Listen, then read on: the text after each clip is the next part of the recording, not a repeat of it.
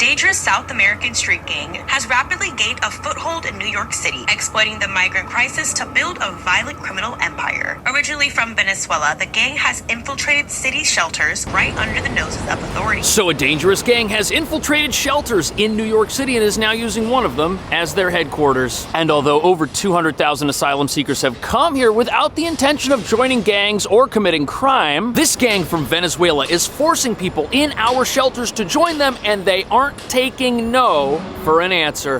America has allowed gangs to enter our country. Randall's Island, where a large tent city has been set up to accommodate migrants, has become a recruitment hub for the gang. Prende Aragua uses fear tactics to strong-arm migrants into joining, threatening their families back home if they resist. Do you feel safe at the shelter? 20% no. Sometimes people just fighting without no reason. Now, this Trinidad Agua gang that originates in Venezuela has now made the United States their second home. This gang is now hidden in plain sight within the 1 million Venezuelans that have entered the country. I grew up in this neighborhood. I've been here for 31 years. I was born and raised here, and what I'm seeing here today is not what I grew up seeing. This is turning into a red light district. There's no moral compass anymore. Their influence stretches from Jackson Heights, Roosevelt Avenue to Randall's Island, and epicenter of their operations. Prende Aragua uses clever tactics to blend in. Gang members disguise themselves as food delivery workers, riding mopeds and carrying delivery bags filled with weapons, allowing them to commit crimes while hiding in plain sight.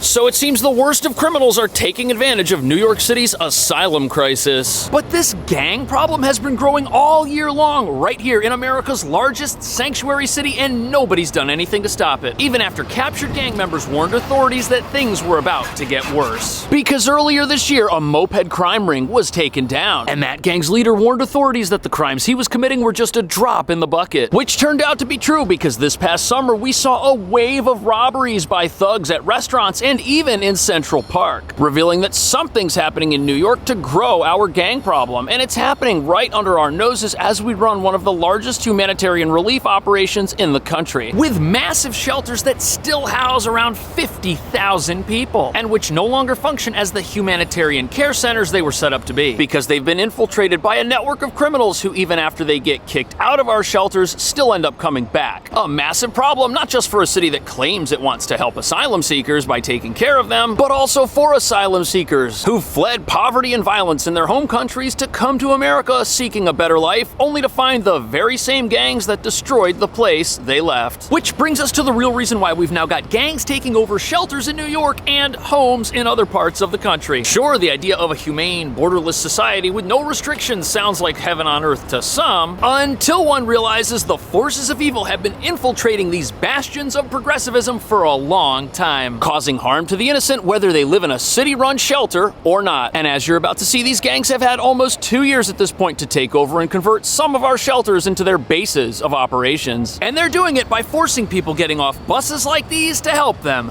whether they like it or not.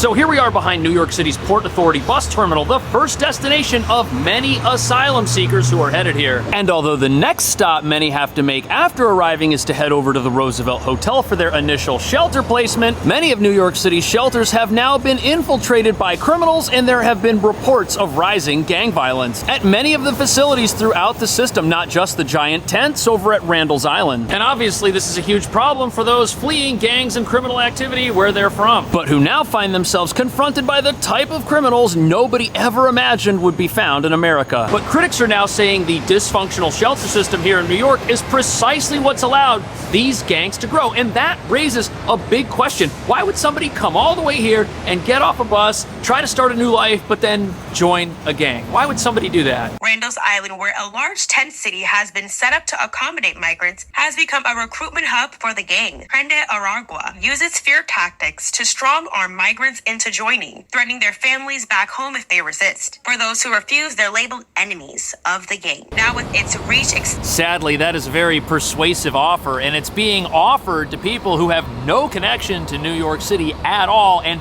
no base. They're here on their own, and they're told if they don't join a gang, they're going to become an enemy of that gang. And apparently this is happening most commonly at the massive tent facility on Randall's Island, which houses around 3,000 people, but has now been taken over by gang members who apparently have no problem recruiting new members from that facility, many of whom arrived in the city only days beforehand and are just getting settled. But sadly, the violence in our shelter system doesn't just affect newly arrived single adults, it's also affecting families, as several of the teenagers who were caught robbing people recently throughout the city and in Central Park claimed residence at the Roosevelt Hotel, where they lived with their parents. And that facility is a former luxury hotel, much better than a giant tent with a bunch of cots lined up next to each other, proving that we don't just have a gang violence and gang growth problem in one of our facilities, this is pervasive throughout the entire system. And it's an absolute nightmare scenario for parents who are now watching their kids get swept up in the violence they thought they'd left behind, and for the tens of thousands of single adults who are basically being told to join these gangs or suffer the consequences for not doing so. And this puts new arrivals in a no-win situation. Obviously, the city hasn't done a great job getting criminals out of the shelters, and if you check into a facility like that and a gang member tells you, hey, join us or you're gonna have problems, what are you supposed to say when they're obviously the ones running that place? People who came here not wanting to be criminals are being told that if they want to survive, they better turn to a life of crime. And what this has effectively turned our shelter system into is a recruiting zone for gang members who have constant new arrivals that they can approach with their offer of cooperation. And let's say you're in your 20s, you move into one of these shelters, you've got the promise of a better new life at your fingertips. But then 30 days after you move in, you're supposed to move out and you can't reapply because that's how the system works. You only get 30 days and that's it. And you've accomplished nothing. You've applied for asylum, you've got no job, you've got no future. This is a system that we've created here that is disillusioning a lot of people. And to make matters worse, surrounding that Randall's Island facility, we've got a plethora of tents all right outside, and the people living in those tents used to live in the shelter and are now no longer allowed to be there. It's a visual example these gangs can point to and say, see what happens if you don't join us, you're gonna be living in a tent down by the river, literally. Aragua uses clever tactics to blend in. Gang members disguise themselves as food delivery workers, riding mopeds and carrying delivery bags filled with weapons, allowing them to commit crimes while hiding in plain sight. The gang preys on vulnerable young migrants, forcing them into criminal activity. Many members are... So even though gang members have been caught sneaking weapons into these shelters in backpacks that are used for food delivery, that system is still operating and they're still able to do it for some reason. After the Department of Homeless Services promised they were going to retrain all of their security guards to check every item that comes in, not just having people walk through body scanners. But apparently they're still not scanning people's food containers to see if there's some sort of weapon. This has been going on for months too. Many local outlets have written or covered it in some form. And it's essentially turning our shelters, which cost billions of dollars a year to operate, into prisons that don't rehabilitate anyone, run by gangs that are just here to commit crime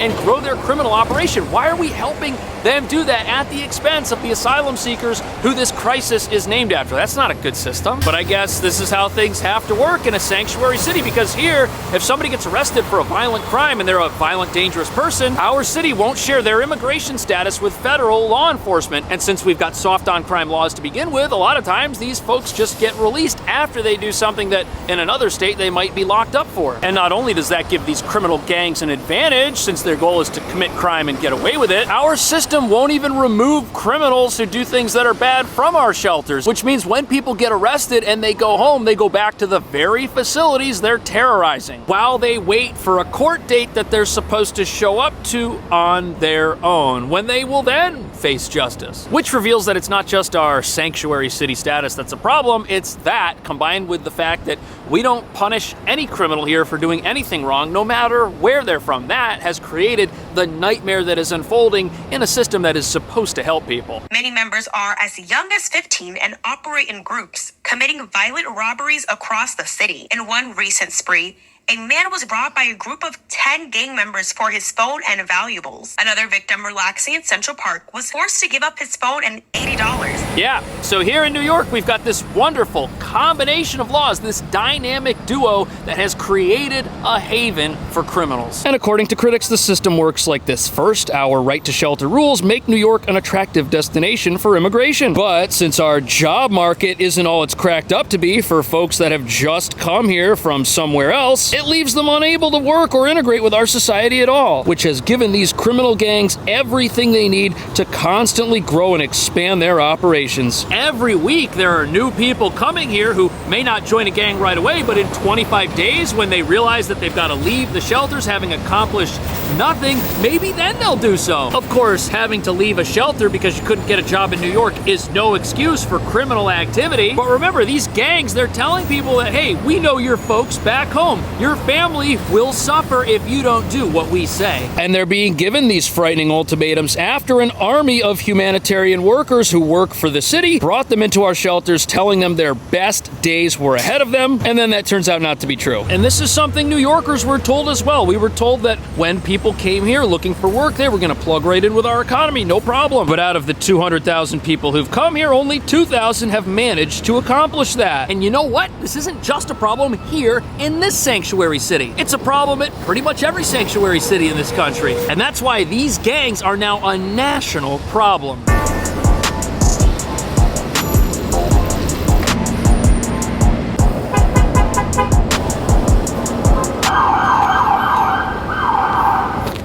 So this gang, they're creating problems for law enforcement all over the country, not just here in New York. And observers say that's because, to an extent, every sanctuary city offers these guys more of an opportunity than a regular American city that will talk to federal immigration authorities, and which may also have laws they enforce. But with sanctuary cities scattered throughout this country from coast to coast, that has allowed this gang to be pretty much everywhere. The reports from DHS are frightening. More than 1,000 trained Anawa gang members already in the U.S. Sanctuary cities like Chicago, Denver, and New York City are a particular concern as experts fear that the gang could take advantage of local policies to expand their operations. Now, for years, sanctuary cities wore that status as a badge of honor in rebellion to a system that they felt was a bad immigration system for this country. And the way this works in New York is that, let's say someone is wanted as an international criminal and the NYPD arrests him. Well, if our federal government says, hey, can you hold on to this guy for us? The NYPD has to say no because of our laws. Even if that criminal is a danger to our society, we still won't cooperate. But even though that's how things work in many sanctuary cities throughout the country, in New York, things are magnified because we've also got a right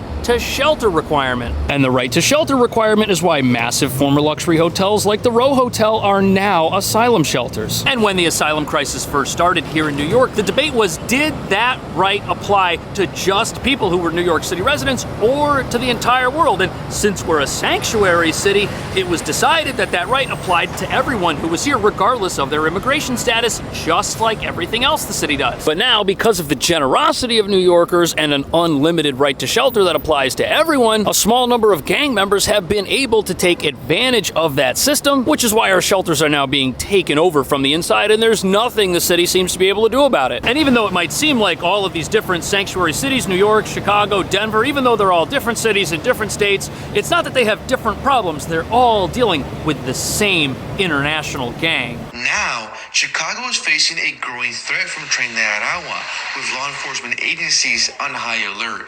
The gang has reportedly been in the city for nearly a year, infiltrating the migrant community. Intelligence from the Cook County Sheriff's Office has flagged the gang's involvement in exploiting vulnerable migrants in sanctuary cities like Chicago. In fact, so Chicago, same problem as New York. They've been a sanctuary city since the 80s as well. And in Chicago, these gangs have built up a pretty big presence, and now they're starting to take over abandoned buildings and bring their crime into the streets of that city, which now might find itself in the middle of a turf war between local gangs and this gang. And that's a problem, because if this gang moves into a new area in the country where there's already criminal activity, and now these criminal factions start fighting with each other, that's going to endanger pretty much everyone in town. We've also got gangs here here in New York as well, so we haven't really seen how this plays out yet, but hopefully it doesn't turn into an all-out brawl on the streets. That would be terrible. But frighteningly, it doesn't seem like anybody in charge anywhere is doing things to stop this before it starts. And it's not like this is some mystery that we're just finding out about. Earlier in the year,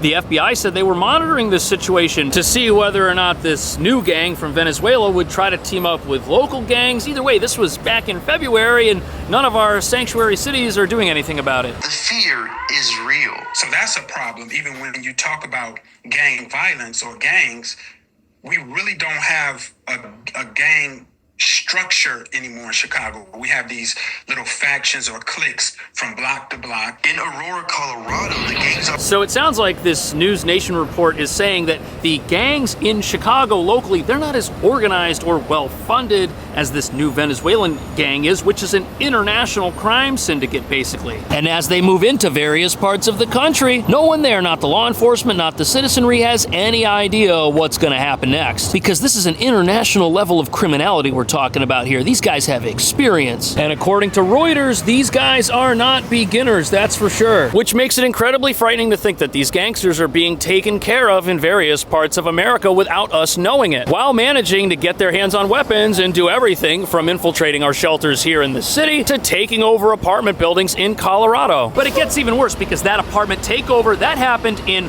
Aurora, Colorado, which is not a sanctuary city, but it's next to one, Denver, Colorado, which is a sanctuary city. And what we're talking about here is spillover crime from a policy here that's affecting neighboring towns and jurisdictions. Now we've got the exact same thing happening in neighboring New Jersey. And the worst part about this story is that nobody should be surprised when there are more reports of gang-related crime in or around sanctuary cities throughout the U.S. That's what these gangs are doing. They're coming here, they're taking advantage of a system that was built to protect the innocent from them. Is that what's happening? How could New York City get a better handle on its crime problem? And would New York be a much different sanctuary city if we decided to put our criminals in jail? Let me know what you think. Thank you for watching. I'll see you in the next video.